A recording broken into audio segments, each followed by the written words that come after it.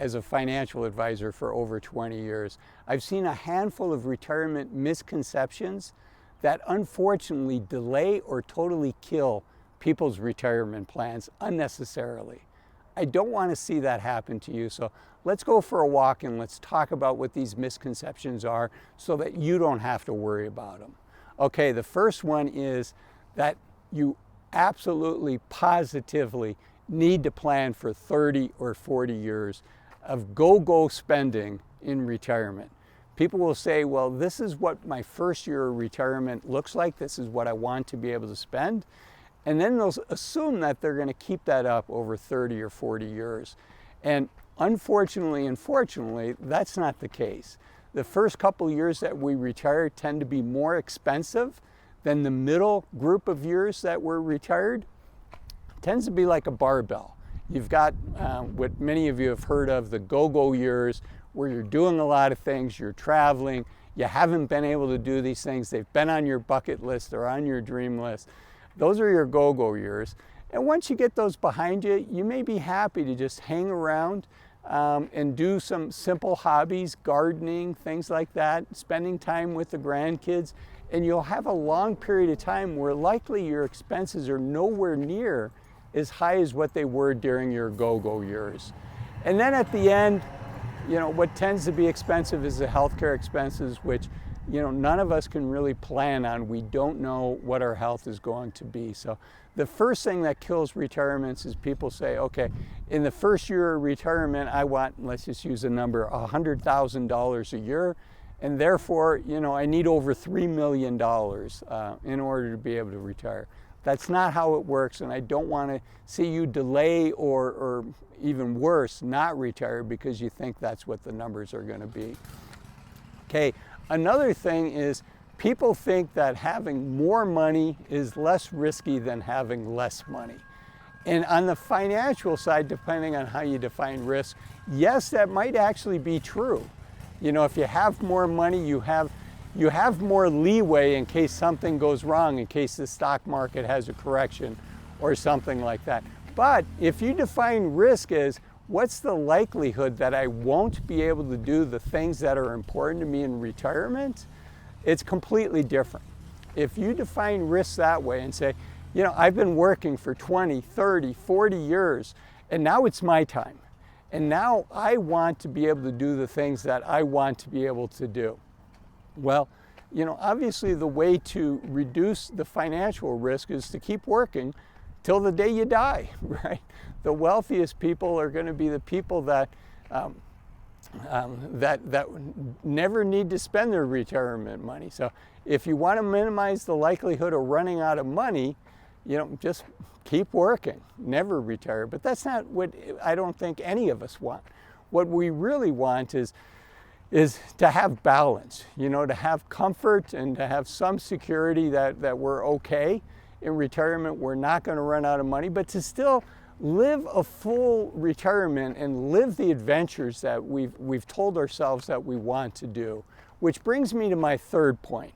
The third misconception is that you have to have a 95% likelihood of never running out of money, a 97% likelihood, a 99%, 100% likelihood of not running out of money. Yes, that gives you sleep at night factor, but it also could eat up years that you could have been retired. You know, the difference between having an 80% likelihood of not running out of money and a 97% likelihood of not running out of money, for many of us is going to take 3, 5, 7 years of additional work, additional saving money, additional letting your investments grow. And for some of us, that might be the right trade-off. Nothing that I'm sharing here today is financial advice. I just want to put it on your radar screen.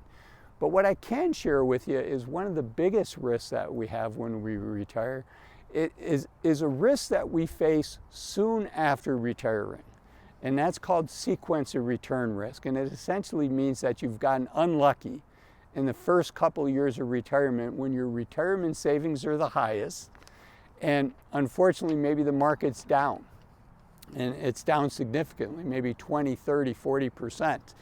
And if you have to take money out during that downturn, in order to fund your expenses, now you are becoming what I call a forced seller in a down market. And in aggregate, that early negative returns early in retirement, that's called sequence of return risk. But you know what? You're going to know in the first 3, 5, 7 years of retirement whether you got unlucky or not. So the question is, remember I said, is 80% certainty enough? I'm not saying that it is, but it's something to think about and to talk to your financial advisor. Would you rather have a 20% likelihood of maybe having to change some things, either cut back on your expenses or take a part-time job, right? Would you rather have the 20% chance of that or 100% chance of losing your 3, 5, or 7 healthiest years in retirement? And that's the way I look at it, is if you do end up working, let's just say 5 extra years, to get from that 80% to 97%, well, in that situation, you just gave yourself 100% likelihood that you're giving up those 5 healthy, active years when you're going to be the youngest in retirement. Versus there's a 20% chance you may have to tweak some things, you may have to take a part-time job, and nobody can answer that except for you. Okay, the fourth mistake that I see people make is they confuse their health span with their lifespan. And what do I mean by that? Your health span is at what age are you likely going to lose your health where you can no longer do the things that you really want to do in retirement. And unfortunately, according to the World Health Organization, the average American, the age, our health span, if we look at like Japan has their health span is almost 75, which is what I think many Americans think that their health span is going to be. And I hope your health span is not just 75, but even older than that. But according to the World Health Organization, the health span of the average American is 66.1 years. So it's 13 months after when the average American retires. And I don't think, now if you're a woman, you have a little bit longer, and if you're a man, you have a little bit less. But none of us are dreaming of a retirement where we retire and 13 months later, we're no longer able to do the things that we want to do. Okay, the fifth misconception that I think hurts people is assuming that they're going to be in a lower tax bracket when they're in retirement. And that might be the case the first couple of years that you retire.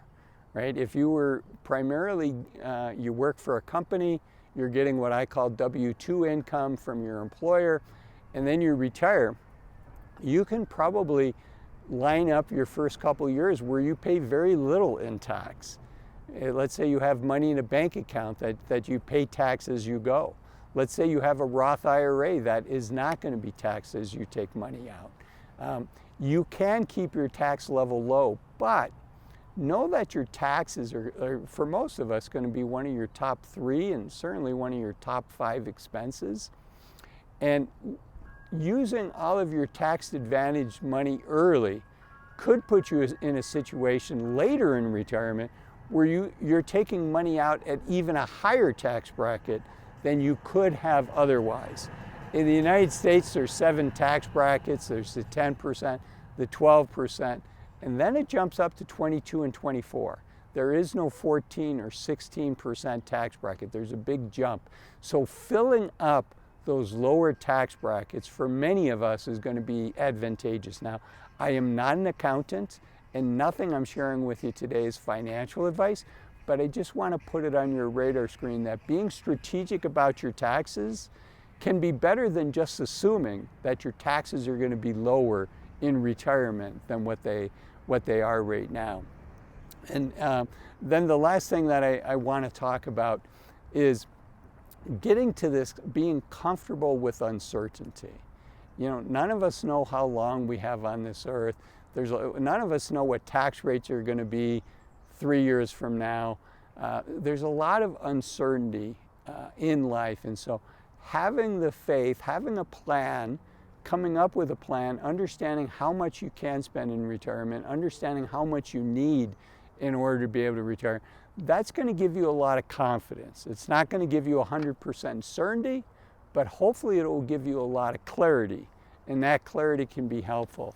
And on that theme, there's a video that I want to share with you just to give you some idea of how much does the average American have in retirement? What is their income in retirement? I think you're going to find it super interesting, and it's this video here, average retiree income in the United States. Thanks for watching this video, and I hope to see you in that one. Bye-bye.